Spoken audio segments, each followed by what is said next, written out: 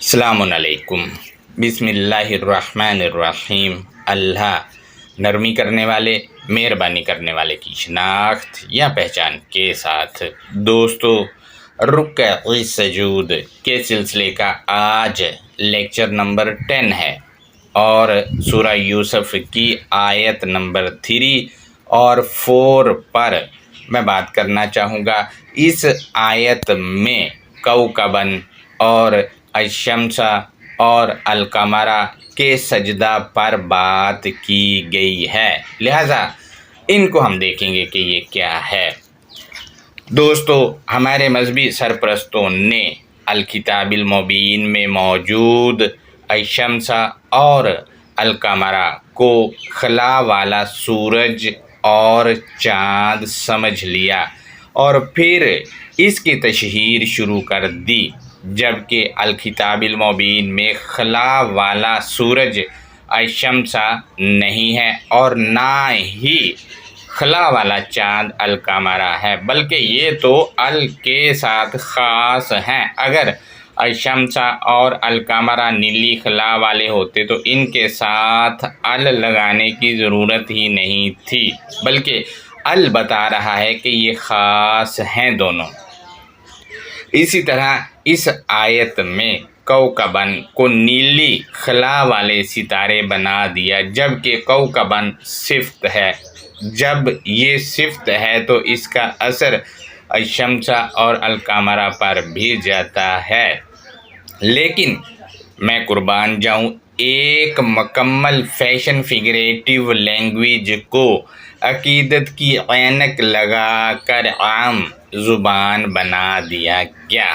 دوستو، الشمس اور القمر اور باقی چیزیں جن کو خلا سے منسوب کر دیا جاتا ہے، ان سب کو میں مرحلہ وار آپ دوستوں کے سامنے رکھوں گا۔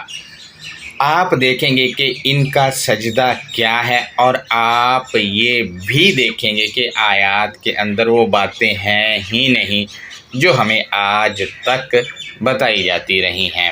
دوستو، میں سورہ یوسف کی آیت نمبر 4 لگا رہا ہوں، اس کے بعد 3 بھی لگاؤں گا۔ غور کریں، اس کے مروجہ ترجمہ کو لے کر کچھ سوالات شیئر کروں گا اور پھر اس آیت کی انڈرسٹینڈنگ آپ سے شیئر کروں گا۔ دوستو، ترجمہ میں نے اسکرین پر لگا دی ہے، غور کریں۔ اس میں لکھا ہے کہ جب یوسف نے اپنے باپ سے کہا، سوال یہ ہے کہ کیا یوسف نام کا آدمی جس کے متعلق یہ سورہ ہے اور یہ آیت ہے، کبھی یہ آدمی گزرا ہے؟ اگر گزرا ہے تو کہاں گزرا ہے؟ مروجہ ترجمہ پڑھے تو یوسف نے حکومت کی اور بادشاہ جس کا ذکر ہے اس سورہ میں، اس کا محل اور پارلیمنٹ اور جیلیں کہاں ہیں روئے زمین پر، ان کی باقیات دکھائیں تاکہ رہنمائی ہو جائے کہ ہاں جی، یہ آدمی کسی خطہ زمین پر موجود تھا اور حکومت کرتا رہا ہے۔ دوستو، یہاں آپ ایک چیز نوٹ کریں کہ لفظ یا پر کھڑا زبر ہے اور اس کے اوپر مد ہے، جبکہ جو الکتاب المبین سے باہر مساجد میں یا کتابوں میں لکھا جاتا ہے وہ زبر کے ساتھ ہوتا ہے، لہٰذا ان میں جو فرق ہے اس کو ترجمہ کرتے وقت ملحوظ خاطر رکھا نہیں گیا۔ انہوں نے لکھا ہے اے میرے باپ، یہ ترجمہ انہوں نے لی ابی ہی کا کیا ہے، جبکہ اس میں لی حروف جارہ ہے، اس کا ترجمہ کے لیے ہوتا ہے، انہوں نے اس کا ترجمہ سے کر دیا ہے، جبکہ سے تو من کے معنی ہوتے ہیں اور من پوری آیت میں ہی موجود نہیں ہے۔ انہوں نے ایسا ترجمہ اس وجہ سے کیا ہے کیونکہ انہوں نے ان کو الکتاب المبین کے کریکٹرز کی بجائے آدمی بنایا ہوا ہے، جبکہ باپ کو تو اب کہا جاتا ہے ابھی نہیں، جبکہ अभी टीचर रहनुमाई करने वाले, सरपरस्ती करने वाले को कहा जाता है। इस पर तफसील से बात अबा सीरीज़ में की जाएगी। अलकिताब अबा किस को कहती है, ये बड़ी बारीक बीनी से देखा जाएगा। और सूरा यूसुफ आया नंबर 60 में भी आप देख सकते हैं कि वालिद के लिए नहीं है। लिहाजा ये अलकिताबिल मुबीन को मद्देनज़र रख के मैं बात कर रहा हूँ। बाकी बाहर तो जो मर्ज़ी आप पढ़ते रहें, अलकिताबिल मुबीन की अपनी बात है और अपनी वजाहत है, वो अलग है थोड़ी। मज़ीद दोस्तों लिखा है, बेशक मैंने 11 सितारों और सूरज और चाँद, ब्रैकेट में इन्होंने लिखा है, को ख्वाब में देखा, मैंने इन्हें देखा कि मुझको सजदा करने वाले हैं। दोस्तों इस आयत के मतन में कोई भी ऐसा लफ्ज़ नहीं जिसका तर्जुमा ख्वाब कर दिया जाए। जो लोग इस आयत में ख्वाब ब्रैकेट में लिखते हैं वो बाइबल पेश कर रहे होते हैं। लिहाजा यहाँ इन्होंने लिखा है कि 11 सितारों। दोस्तों 11 किसी लफ्ज़ का तर्जुमा नहीं, क्योंकि बाइबल घुसेड़ना था, इस वजह से ऐसा इनको तर्जुमा में लिखना पड़ा। और सितारों तर्जुमा इन्होंने कर दिया। ये लफ्ज़ 2 बार ही कौकबन अलकिताब में इस्तेमाल हुआ है। लिहाजा सितारों जैसा हमारे यहाँ आप देखते हैं मुख्तलिफ स्टार्स हैं, लोगों को कहा जाता है, और इसके अलावा कंपेनियंस उनको कहा जाता है। लिहाजा यहाँ पर सितारे आसमान वाले नहीं हैं। मज़ीद हम देखते हैं तो इन्होंने लिखा है कि मुझको सजदा करने वाले हैं। ये तर्जुमा इन्होंने ली साजिदीन का किया है। ली को हम देखें तो इसमें ली हरूफ़े जारा है, इसके मानी के लिए हैं, और या ज़मीर है। ली का तर्जुमा होगा मेरे लिए, मुझको नहीं मेरे लिए। मुझको जो तर्जुमा किया जाता है ये बाइबल को मद्देनज़र रख कर किया जाता है। जब सूरा यूसुफ की अंडरस्टैंडिंग आपसे शेयर करेंगे तो बाइबल का तकाबुल भी किया जाएगा कि आप देखें, बाइबल भी आपके सामने रखी जाएगी कि देखें हमें क्या पढ़ाया जाता रहा है। लिहाजा दोस्तों मज़ीद आयत नंबर 3 का तर्जुमा लगा रहा हूँ, गौर करें। ये तर्जुमा कुछ यूँ है कि हम आपसे बहुत अच्छा किस्सा बयान करते हैं इस कुरान के ज़रिए से, जिसे हमने आपकी तरफ वही किया, और बेशक आप इससे पहले यकीनन बेखबरों में से थे। दोस्तों इस तर्जुमा को मद्देनज़र रखें तो कुरान के ज़रिए जो किस्सा वही हुआ ये कुरान से पहले था ही नहीं, तो इसी वजह से तो कहा गया कि यकीनन इससे पहले आप बेखबरों में से थे। हमारे यहाँ ये कहा जाता है कि बाइबल उस वक्त थी 1400 साल पहले, लेकिन ये कह रहा है कि अच्छा किस्सा बयान करते हैं इस कुरान के ज़रिए से जिसे हमने आपकी तरफ वही किया, और बेशक आप इससे पहले यकीनन बेखबरों में से थे, यानी उस जिनको ये किताब दी। ये बात मैं तारीख़ को मद्देनज़र रख के कर रहा हूँ, सारी की सारी जिनको ये किताब दी वो तो बेखबर था, उसको पता ही नहीं था कि ये किस्सा है हमारे मुआशरों में कहीं। तो हमारे यहाँ ये कहा जाता है वो जी बाइबल थी उस वक्त, यानी इंजील थी उस वक्त। जब इंजील थी तो बेखबरों में से कैसे हो गया? आप खुद सोचिए, एक चीज़ का वजूद ही नहीं है, वो कह रहा है बेखबरों में से है, तो कैसे फिर साबित हो गया कि बाइबल थी उस वक्त? यहाँ से तो ये पता चल रहा है कि बाइबल में जो यूसुफ का किस्सा है वो अलग चीज़ है, और यहाँ जो बताया जा रहा है ये अलग चीज़ है। अगर एक ही होता तो तारीख़ के मुताबिक 1500 साल पहले वो किस्सा राइज था, क्योंकि तारीख़ बताती है कि बाइबल उन दिनों थी। लिहाजा ये अलकिताबिल मुबीन में जो किस्सा है ये उससे अलग है। जबकि हमारे यहाँ ये कहा जाता है वो जी इंजील मौजूद थी, फलां था ढमका था। ये कह रहा है कि वो बेखबरों में से थे इसके वही होने से पहले। पॉइंट नंबर 2 है कि वही का तर्जुमा क्यों ना किया गया, क्या मसला था? اس پہ بھی میری رہنمائی کریں۔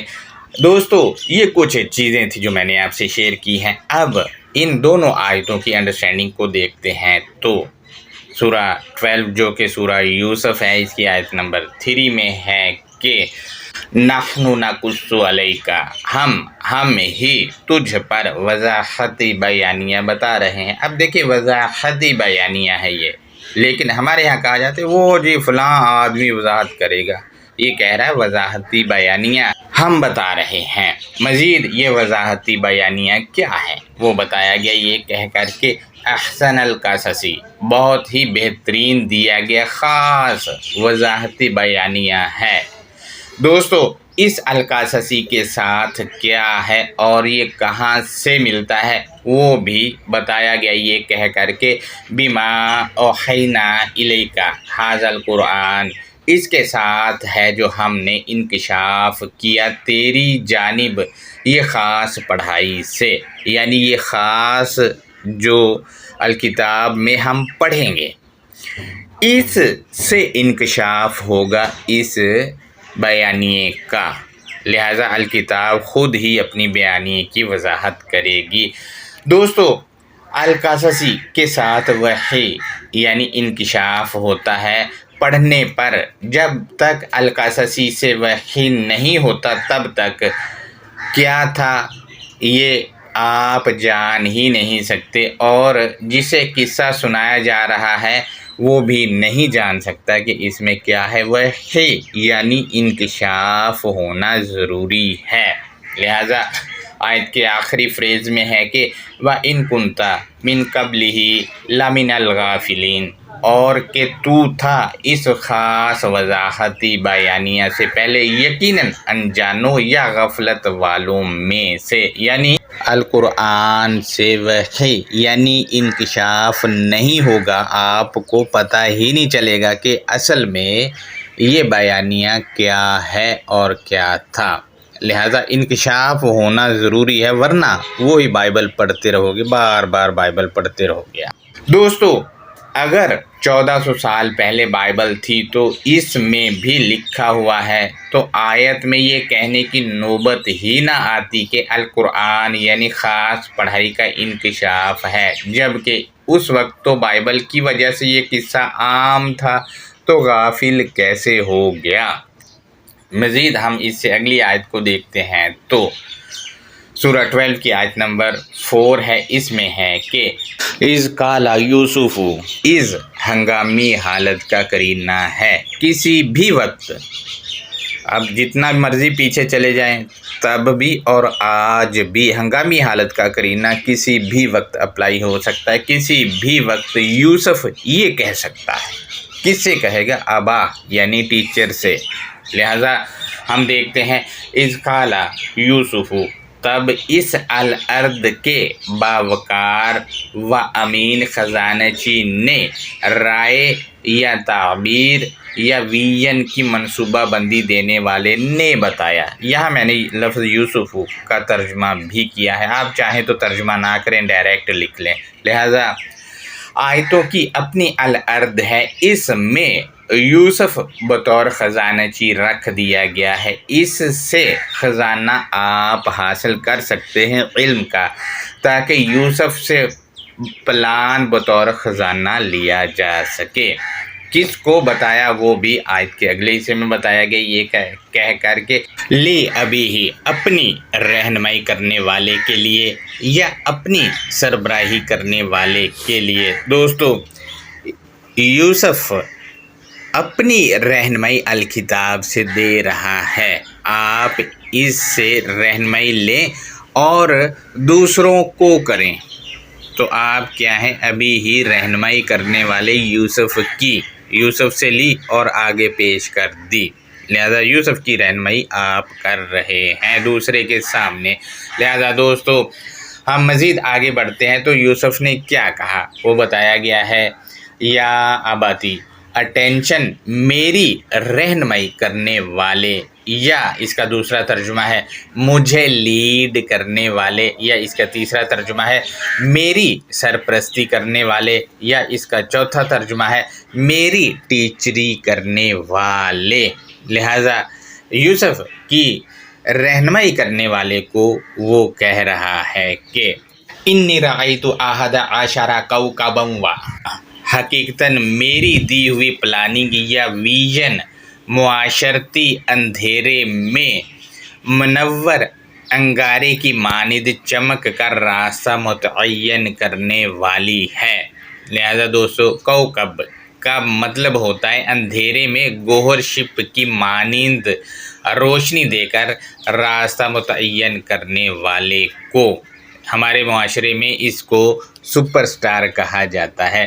لہذا یوسف کی جو پلاننگ ہے یا جو ویژن ہے وہ معاشرتی اندھیرے میں روشن انگارے کی مانند ہے، یعنی اندھیرا ہو اور اس میں ایک کوئلہ جگمگا رہا ہو، اسی طرح ہے وہ روشنی ہے ہمارے معاشرے کے لیے جو راستہ متعین کرے گی۔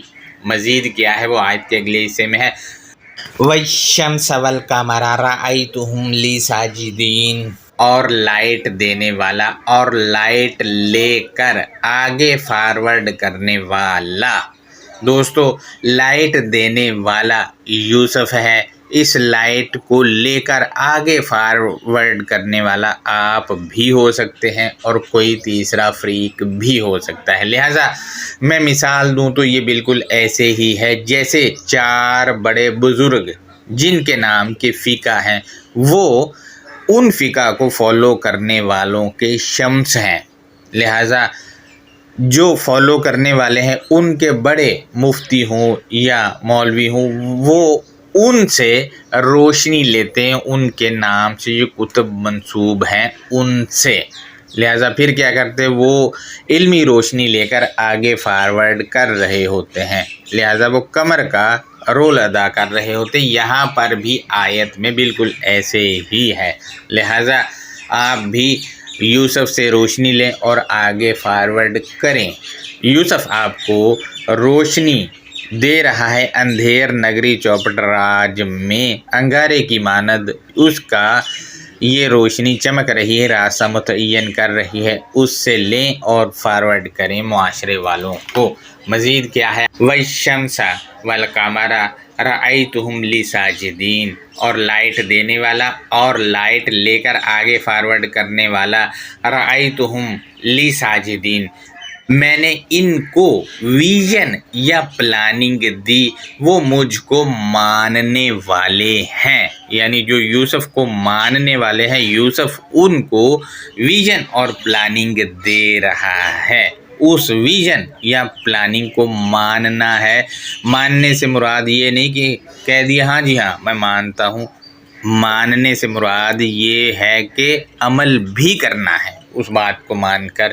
لہٰذا دوستو یہ ہم مزید دیکھیں تو کوکب یوسف کا دیا گیا معاشرتی پلان ہے جو آیات میں ہے، اور الشمس لائٹ دینے والا یعنی یہی روشنی دے رہا ہے، اور قمر اس کو آگے فارورڈ کرنے والے ہیں۔ اس آیت میں کہیں نہیں لکھا کہ ماتھا زمین پر لگا دیں تو سجدہ ہو جاتا ہے، بلکہ اگر ان کا جو عقیدہ ہے کہ خلا والے سورج اور چاند اور ستارے ہیں تو وہ تو ماتھا زمین پر لگا ہی نہیں رہے ہیں۔ یہ ایک بہت بڑی دلیل ہے کہ ماتھا زمین پر لگانے سے کوئی سجدہ وجدہ نہیں ہوتا، بلکہ سجدہ تو ماننا، فرما برداری کرنا اور عمل درآمد کرنے کو الکتاب کے مطابق کہا جاتا ہے۔ لہٰذا یہ جو ہے کوکبن یہ اور الشمس والقمر یہ یوسف کو ماننے والے ہیں، اور شمس لائٹ دینے والا وہ کون ہے؟ یوسف ہے، اس کو ماننا ہے۔ وہ فرد بھی ہو سکتا ہے جو یوسف سے روشنی لے کر دوسروں کو فارورڈ کرتا ہے، وہ بھی شمس ہو سکتا ہے، اور اس کو فالو کرنے والے وہی چیز دوسروں کو آگے فارورڈ کریں گے تو وہ روشنی لے کر آگے فارورڈ کرنے والی یعنی القمرہ ہیں، اور یہ یوں ترتیب سے چلتا ہے سارا معاملہ۔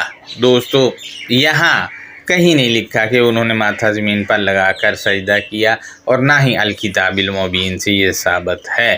یہ ہمارا آج کا لیکچر تھا۔ اس پر کوئی سوال ہے تو وہ آپ ہم سے ضرور کریں آج کے لیکچر کے کومنٹ میں جا کر۔ وہ دوست جنہوں نے ہمارے باقی لیکچرز کا جائزہ نہیں لیا ہے رکوع سجود والے پر، تو وہ لے سکتے ہیں۔ یوٹیوب ہمارے ٹائم لائن پر موجود ہیں اور ترتیب سے پڑے ہوئے ہیں، ان کا جائزہ لیں، اور کوئی سوال ہے تو وہ آپ ہم سے ضرور کر سکتے ہیں۔ اللہ حافظ، اپنا بہت زیادہ خیال رکھیں۔